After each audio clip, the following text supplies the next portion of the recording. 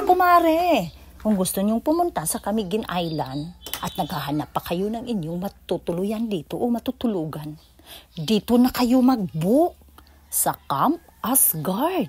Mura lang dito. Malinis yung mga rooms. Tapos, yung cabin, ay, sa inyo talaga. Kasi, may sarili po siyang kitchen.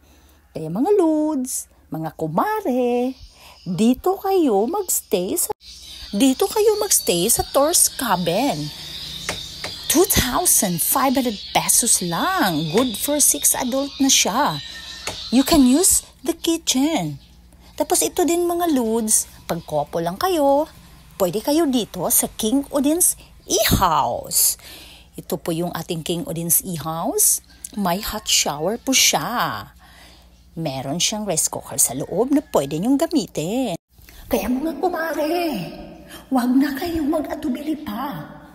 Bisitahin niyo na ang Camiguin Island at dito na kayong magstay sa Camp Asgard. Kaya mga lods, mga kumare, huwag na kayong mag-atubili. I-book niyo na. Camiguin Camp Asgard.